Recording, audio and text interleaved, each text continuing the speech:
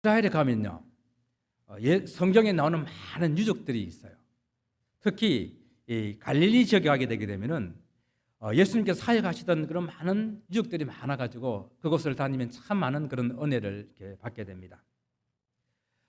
이 지역에는 예수님의 유적지뿐만 아니라 베드로 사도의 유적지도 또 많이 있어요.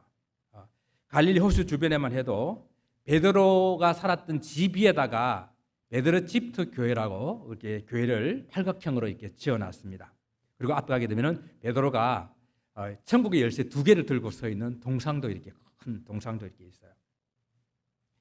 또 베드로가 제자들 중에서 가장 수석 제자라고 하는 것을 기념하는 베드로 수익권 교회가 갈릴리 호수 물과 이렇게 맞닿아 가지고 이렇게 있습니다. 그렇게 하게 되면은 예수님의 그 흔적들을 이렇게 느끼고 체험할 수 있는 그런 은혜로운 장소들이 많이 있습니다. 그런데 예루살렘에 가게 되면요, 예루살렘에 가게 되게 되면은 베드로 통곡교회라는 곳이 있어요. 앞에 있는 그 교회들은 베드로 사도의 좋은 기억들을 추억할 수 있는 그런 기념 교회라고 한다면은 이 베드로 통곡교회는 그렇지가 못합니다. 베드로 통곡교회는 베드로가 그 생애 가운데 가장 비참한 실패를 경험했던 그런 장소, 그곳에 교회가 세워져 있고, 여러분 보이시는지는 모르겠는데 교회자 옆에 그 교회 십자가를 세워지는 그 꼭대기에 수탉 한 마리가 올라앉아 있었습니다. 그때 울었던 그 수탉을 기념해서 이렇게 세워놨습니다. 예수께서 보내신 이 마지막 밤, 그 밤은 정말로 길었어요. 우리가 저녁에 저녁 먹고 밤에 잠을 자면은 그 밤이라는 것은 정말 잠자면 잠깐 사이에 훅 지나가잖아요. 그런데 그런 밤도 있지만은 어느 날 밤에 잠이 오지 않아 가지고 이리저리 뒤척거리게 되면은 그것처럼 긴 밤이 없잖아요. 그것처럼 예수님께서 보냈던 그 마지막 밤이 그렇게만 길고도 길었습니다. 예수님께서는 잡히시기 십자가에 돌아가시기 바로 전날 유월절 만찬을 하셨어요. 그 제자들과 만찬하는데 그 시간이 오래됩니다. 그래서 거의 자정이 넘도록 그런 예수님과 함께 만찬을 하고, 그리고 그 다음에 예수님께서는 이제 겟세마네 동산에 들어가셔서 또 낮게까지 기도하셨습니다. 그리고 이제 그 기도가 거의 끝났는데 이 가룟 유다가 데리고 온 제사장들과 그리고 군인들, 제사장의 종들과 군인들에게 붙잡히셔서 또 가야바 제사장, 대제사장이라는 그 집으로 끌려가 가지고 새벽까지 신문을 당하셨어요. 그러니까 그 밤이 얼마나 길겠습니까? 그런데 이 긴 밤에, 이 긴 시간을 함께 했던 사람이 있었는데 그 사람이 바로 베드로였습니다. 우리가 지난주 예배 시간에 겟세마네 동산에서 기도하시는 예수님을 우리 함께 생각을 했습니다. 그런데 이 예수님을 은30에 팔아버린 가룟 유다가 예수님께서 기도하고 있는 이 겟세마네 동산에 칼과 그리고 뭉치를 가지고 온 대제사장의 종들과 군인들을 데리고 온 것입니다. 이 무리들은 예수님을 막 잡으려고 했을 때에 그때 베드로가 어떻게 했죠? 베드로가 칼을 딱 꺼내가지고 제사장의 종의 길을 내리쳤어요. 그런데 예수님께서 그 베드로를 보고 책망하신 거예요. 내 칼을 도로 칼집에 꽂아라. 칼을 가지는 자는 칼로 망하리라 하셨어요. 아니, 다른 제자들은 막 숨고 도망가고 겁먹고 있는데 그래도 베드로가 용감하게 칼을 빼내가지고 예수님을 지키려고 대항했으니까 칭찬해줘야 되잖아요. 칭찬은 그냥 책망을 하고 오히려 그 길을 다친 그 제사장의 종의 그 길을 예수님께서 고쳐주셨어요. 이렇게 예수님께서 베드로를 책망했는데, 그렇게 책망했음에도 불구하고 베드로는 제사장의 종들에게 끌려가시는 그 예수님을 뒤따라가고 있습니다. 이미 다른 제자들은 다 도망쳤어요.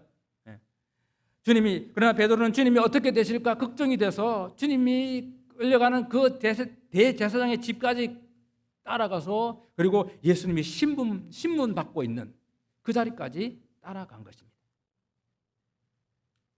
예수님께서 신문 받으시는 대제사장의 집 뜰에까지 들어갔는데 그 안에는 정말 실로 엄청난 그런 음모가 진행되고 있었습니다.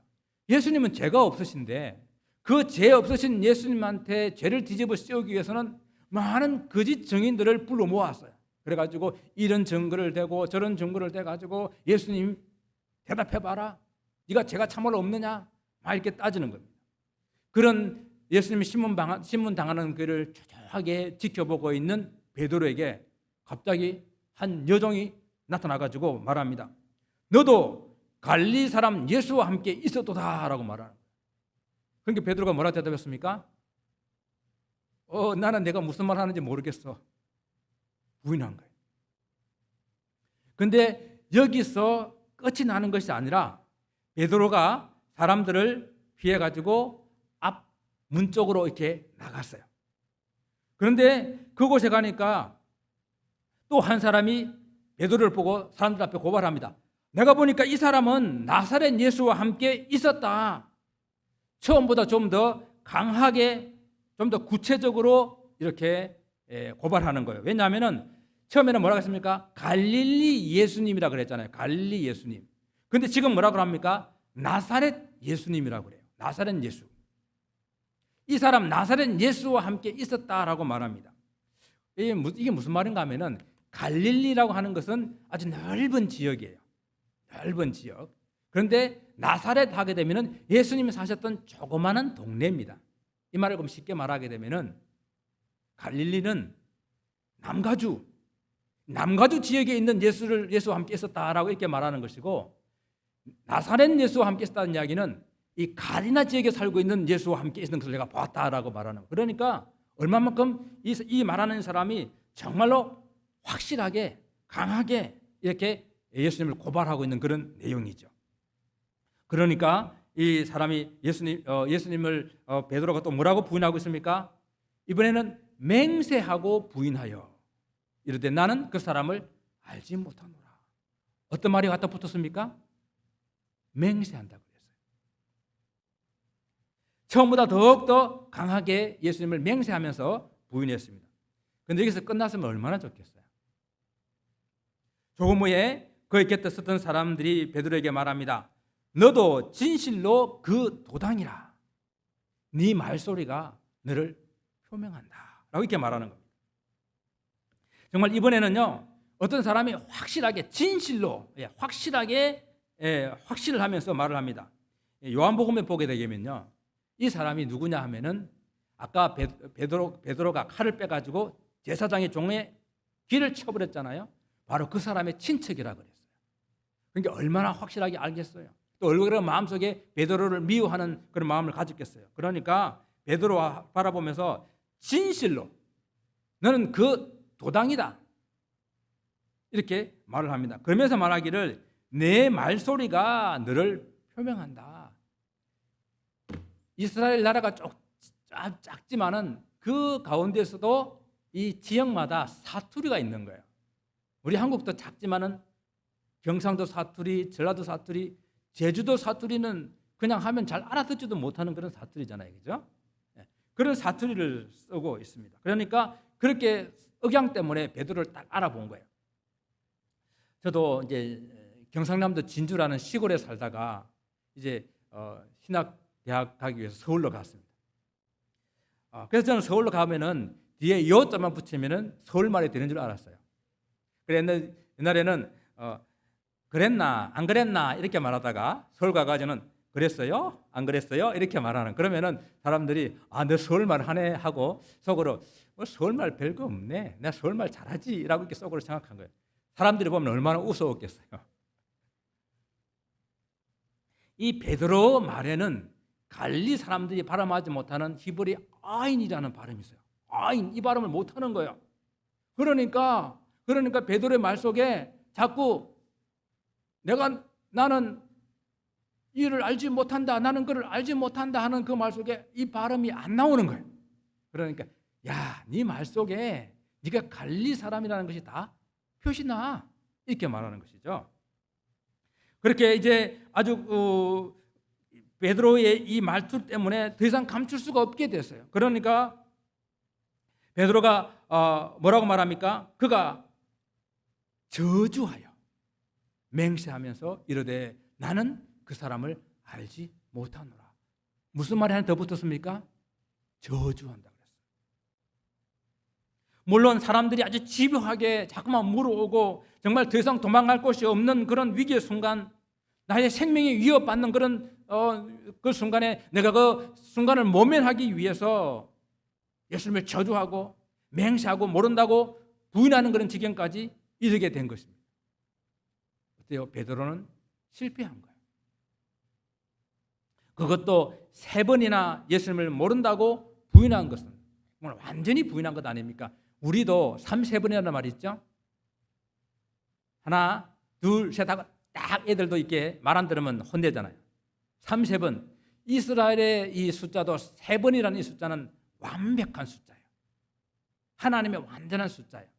그러니까 3번이나 예수님을 모른다고 부인한 것은 예수님을 완전히 부인한 거예요. 더군다나 맹세하면서, 더군다나 저주하고 맹세하면서 예수님을 모른다고 부인한 것입니다. 그런데 이 복음서는 이렇게 베드로가 실패한 것을 너무도 자세하게 모든 복음서에서 기록하고 있어요. 이뿐만 아니라 베드로 실수한 것은 막 너무너무 신나가지고 기록하는 것처럼 보여요. 어느 날 베드로가 예수님께서 이 갈릴리 호수에 풍랑이 막 있는데 새벽에 예수님께서 걸어오셨잖아요. 그때 베드로가 뭐라 그럽니까? 만일 주님이시면은 나를 명하여 바다를 걷게 하소서라고 했잖아요. 그러니까 걸어오라 그러니까 베드로가 좋아가지고 걷다가 파도를 쳐다보고 그냥 무서워서 빠져갔습니다. 그때 예수님이 뭐라고 책망하십니까? 이 믿음이 적은 자야 왜 의심하였느냐, 그렇게 책망받았잖아요. 그런 것을 기록하고 있습니다. 또 오늘 우리는 가장 큰 책망은 뭔가 하면은 마태복음 16장에 예수님께서 이제 십자가에 달려 돌아가시겠다고 이렇게 예루살렘에 올라가서 십자가에 달려 돌아가실 일을 말씀하시니까 갑자기 베드로가 주님 절대 그런 일이 일어나서도 안 됩니다 하고 딱 가로막는 거예요. 그러니까 예수님께서 뭐라고 말씀하시는가 하면은 사탄아 내 뒤로 물러가라 너는 나를 넘어지게 하는 자로다. 아니 예수님이 베드로 보고 사탄아 그러는 거예요. 하고 이 책망을 받았습니다. 그리고 바로 몇 시간 전에 유월절 식사하시면서 예수님께서는 오늘 밤에 모두가 다 나를 버릴 것이자 라고 말을 했는데 그때 베드로가 장담해서 말하잖아요. 주님 모두가 다 주님을 버릴지라도 나는 버리지 않겠습니다. 그러니까 주님께서 하필이면 그 베드로를 꼭 집어가지고 그래 오늘 내가 닭 울기 전에 3번 나를 부인할 것이야 라고 말씀하셨습니다. 그리고 오늘 이 밤에 보니까 왜 그렇게 사람들은 집요하게 베드로를 따라다니면서 베드로 너 맞지? 너 예수님과 함께 같은 편이지? 계속해서 그렇게 따라다니면서 질문하며 물어봅니다. 그러면 정말 베드로에게 왜 이러는 겁니까? 왜 예수님은 베드로에게 이렇게 책망하고 있는 것입니까? 왜 사람들은 베드로를 집요하게 공격하는 것입니까? 우리 이런 말 많이 하죠. 왜 나만 갖고 그래? 왜 자꾸 나만 갖고 그러냐고, 나만 잘못했냐고, 하나님 왜 저에게만 이런 고난을 주시냐고 우리 이런 질문하고 있지 않습니까? 왜 나만 이렇게 어렵게 만드시냐고. 여러분은 어떻게 생각하세요? 오늘 왜 주님께서는 이렇게 베드로를 조금만 잘못하면 이렇게 책망하시고 다른 사람들 다 있는 데서 항상 베드로를 이렇게 나무라시고 있는 것일까요? 그것은요 베드로를 많이 사랑하기 때문에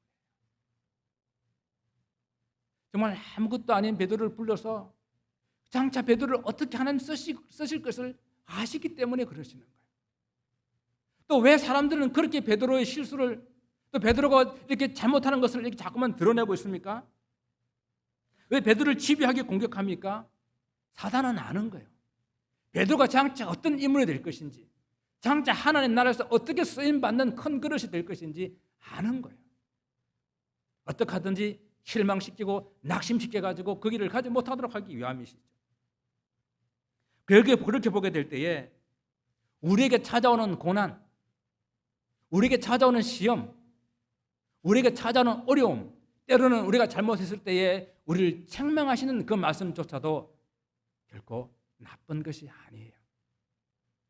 그 일을 통해서 우리를 하나님께 필요한 사람으로 훈련하시고 연단받게 하시고 마침내 하나님께서 귀하게 쓰시고자 하는 하나님의 뜻이 이곳에 있다라는 것입니다. 그래서 우리는 오늘 이 베드로를 통해서 이 베드로의 실패를 통해서 주시는 교훈과 위로를 생각해 보기를 원합니다. 첫 번째는 내 생각보다 주님의 뜻을 먼저 생각해야 한다라는 것입니다. 오늘 베드로는 항상 이렇게 마치 자기가 12제자의 대변인처럼 그렇게 자주 나서서 이야기를 합니다. 주님이 십자가를 진다고 했을 때도 주님 십자가 지면 안 됩니다 라고 베드로가 나섰습니다. 그런데 한편으로 생각하게 되면 당연한 것 아니에요? 나의 스승이 내가 주님이라고 믿고 따르는 그분이 십자가 죽을 거라 그러는데 그래 죽으세요라고 말하는 제자가 어디 있어요? 안 됩니다, 안 됩니다, 죽으시면 안 됩니다라고 말하는 거 당연한 것 아니겠습니까? 왜? 그래서 안 된다고 그런 거예요. 근데 예수님 식사하시다가 또 예수님이 허리에 수건을 두르시고 또 이 대야에 물을 떠가지고 사람들의 발을 씻기는 거예요. 아니 이렇게 말할 때에 주님 제 발을 씻기면 안 돼요라고 말하는 것이 당연한 것 아니에요? 우리의 스승 되시고 그리고 우리 주님 되신 분이 우리 발을 씻기시겠다는데 원래 이 발을 씻기는 일은요 이스라엘에서 제일 하인들 중에서 제일 낮은 하인이 하는 일입니다. 그런데 그 일을 주님께서 하시겠다는 거예요. 또 겟세마네 동산에 있는데 사람들이 칼과 몽치를 가져와가지고 예수님을 붙잡으려고 그래요. 아니 그러면은 칼을 빼가지고 막아서 예수님 잡혀가지 않도록 하는 것이 당연한 것 아니겠습니까? 적어도 예수님과 함께 2년 반, 3년 동안 이렇게 먹고 마시고 함께 이렇게 살았던 그런 제자라고 한다면 적어도 이 정도의 의리는 있어야 되잖아요. 그런데 왜 이 예수님의 행동을 이렇게 예수님 베드로의 행동을 이렇게 책망하십니까? 베드로의 행동은 인간적으로 보면 이해가 되고 납득이 되는데 주님께서 하시는 말씀은 뭐라고요? 하나님의 뜻을 생각하지 못했다라는 것입니다. 주님께서는 내가 이렇게 되는 것이 우리 하나님 아버지의 뜻인데 왜 자꾸 이 뜻을 가로막고 있냐라는 것입니다. 베드로는 예수님의 그 앞길을 막고 베드로는 하나님의 뜻보다도 하나님의 계획보다도 자꾸만 사람의 일, 사람의 생각을 먼저 했다라는 것입니다. 그렇습니다. 베드로의 부족한 점이 바로 이것입니다. 주님의 뜻보다는 내 생각, 내 뜻이 앞섰다라는 것입니다. 때로는 우리가 신앙생활을 하면서 우리 생각으로는 때로는 이해가 되지 않을 때가 있어요. 우리가 또 우리의 이 머리는 용납되지 않을 때가 있습니다. 그럼에도 불구하고 이것이 아버지의 뜻이라면, 이것이 하나님의 뜻이라면 우리는 어떻게 해야 돼요? 순종해야 하는 겁니다. 하나님의 뜻, 주님의 뜻보다 내 뜻, 내 생각이 더 앞서게 될 때에 우리는 실수하고 실패할 수밖에 없다라는 것을 그것을 오늘 교훈하고 있습니다. 주님께서는 오늘 이 베드로를 책망하신 후에 뭐라고 말씀하시는지 아십니까? 누구든지 나를 따라오려거든 자기를 부인하고 자기 십자가를 지고 나를 따를 것이니라 라고 말씀하고 있습니다. 주님을 따라가는 그 길은 내 생각, 내 뜻을 내세우는 것이 아니라 내 생각은 내 뜻은 내려놓고 나를 부인하고 나는 아무것도 아닙니다 라고 나를 부인하고 주님의 뜻, 주님의 계획을 따라 십자가를 지고 가는 것, 그것이 신앙생활인 것입니다. 혹시 여러분 중에 왜 나만 갖고 이러는지, 왜 나만 힘드는지 모르겠다라고 하시는 분이 혹 없으십니까? 일이 계속 힘들고 그리고 하는 일마다 잘 안 풀리고 그리고 노력하고 애쓰는데 계속 어려움들이 찾아오는 그런 시간들이 있다고 한다면 이 시간 조용히 한번 묵상해 보기를 바랍니다. 하나님의 뜻보다도 우리 주님의 뜻보다도 내 뜻, 내 생각을 더 앞세우지 않았나 돌아볼 수 있기를 바랍니다. 우리가 두 번째 우리가 받는 교훈은 장담할 수 없다라는 것입니다. 예수께서 모든 제자들에게 오늘 밤에 너희가 다 나를 버릴 것이다 라고 하실 때에 베드로가 뭐라고 말합니까? 모두 주를 버릴지라도 나는 결코 버리지 않겠습니다. 마가복음 14장에서는 내가 주와 함께 죽을지언정 주를 부인하지 않겠습니다 라고 말해요. 그러니까 생명을 걸고 내 목숨을 걸고 주님을 부인하지 않겠다라고 장담했어요. 그러나 우리가 이미 살펴본 것처럼 베드로 어떻게 했습니까? 연약한 여자종 앞에서 예수님을 모른다고 부인했습니다. 그것도 3번씩이나, 그것도 맹세하고 저주하면서 예수님을 모른다고 부인했습니다. 우리는 예수님의 베드로를 보면서 결코 호언장담할 수 없다라는 것을 배워야 됩니다. 여러분 그렇지 않아요? 여러분 나는 건강해 장담할 수 있나요?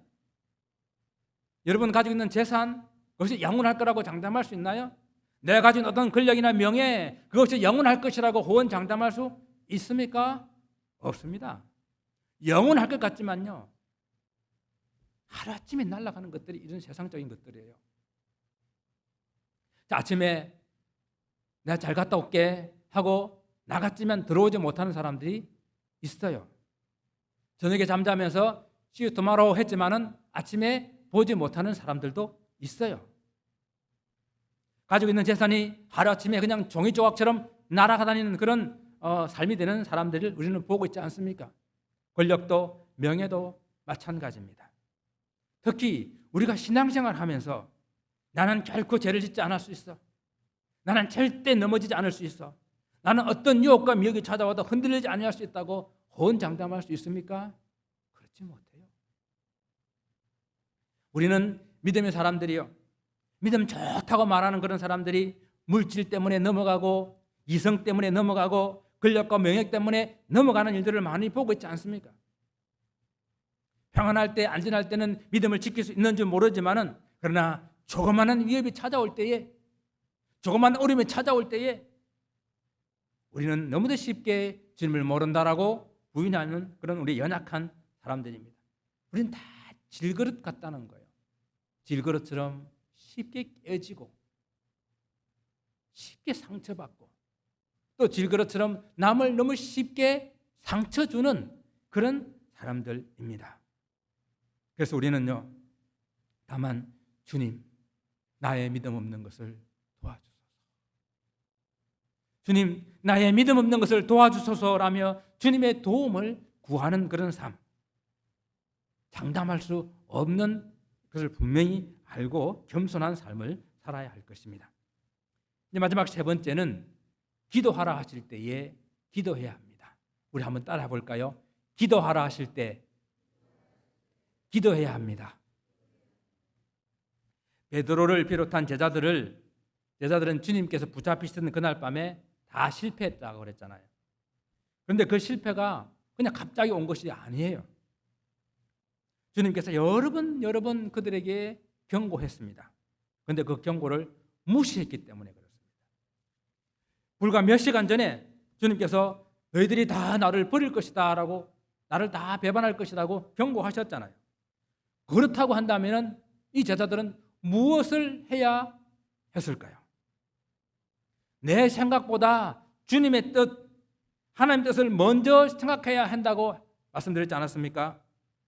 우리가 이 세상 살면서 그 어떤 것도 장담할 수 없다라고 말씀드리지 않았습니까? 그렇다면은 기도해야 되잖아요.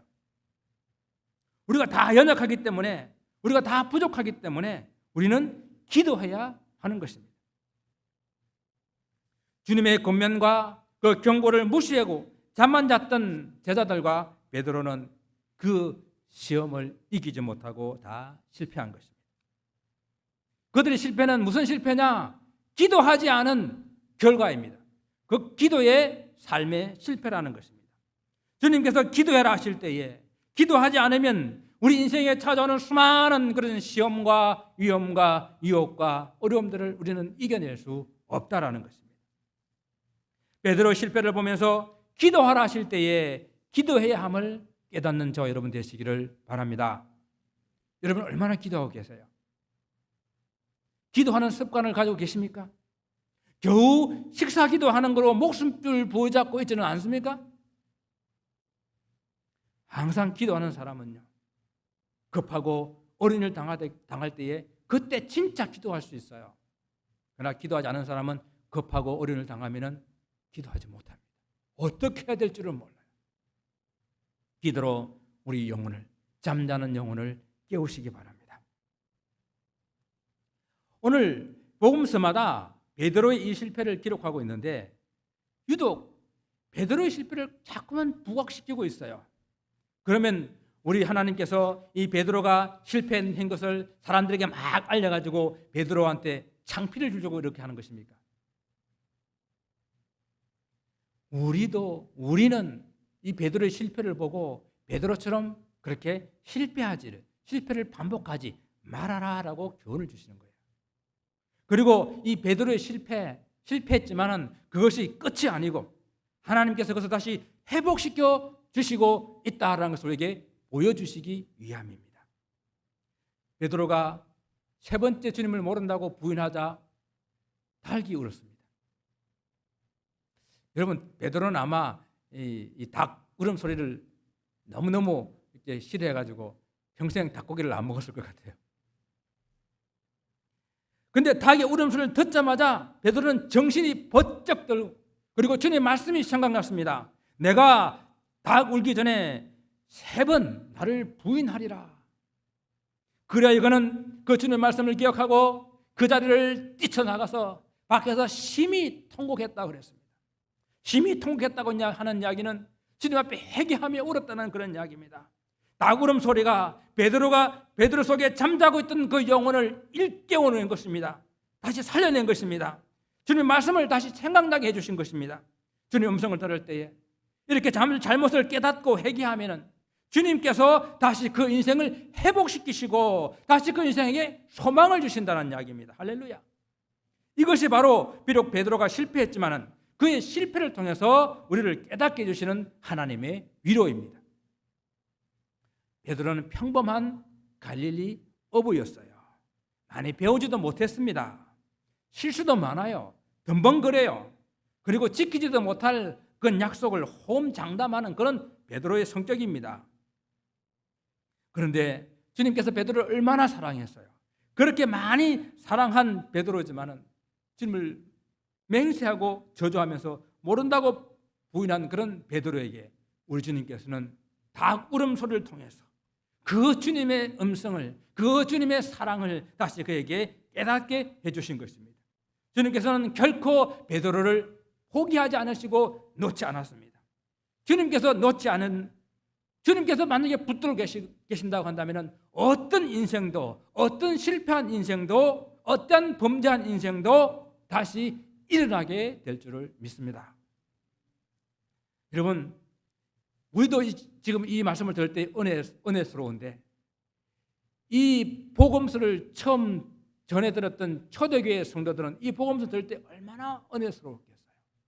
그들은요, 로마의 심한 박해를 받았던 사람들입니다. 예수 믿으면은 정말 먹고 살 일이 막막해졌던 그런 사람들이에요.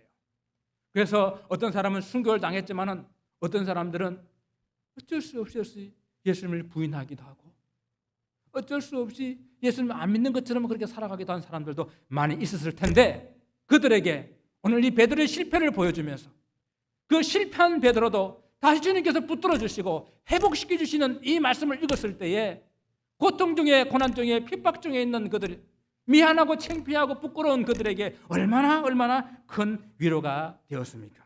바로 이것이 오늘날 우리가 때로는 실패하고 때로는 연약한 우리의 모습들이지만은 주님께서 위로해 주시면 이것을 바라보게 될 때에 다시 일어날 수 있는 하나님의 큰 위로가 될 줄을 믿습니다.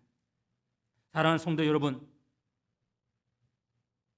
우리가 회개하라는 이 회개를 악용하지만 않는다고 한다면 회개는 우리가 하나님께로 돌아갈 수 있는, 하나님께로 돌이킬 수 있는 은혜의 축복의 길이 됩니다. 하나님께서 약속하셨습니다. 악인은 그 길을, 불의한 자는 그 생각을 버리고 여호와께 돌아오라. 그리하면 그가 긍휼히 여기시리라. 우리 하나님께로 나오라. 그가 널리 용서하시리라. 또한 이사야 1장 18절을 통해서 말씀하십니다. 여호와께서 말씀하시되 오라 우리가 서로 변론하자. 너희 죄가 주홍같이 같을지라도 누가 같이 휘어질 것이요 진홍같이 붉을지라도 양들같이 되리라. 할렐루야.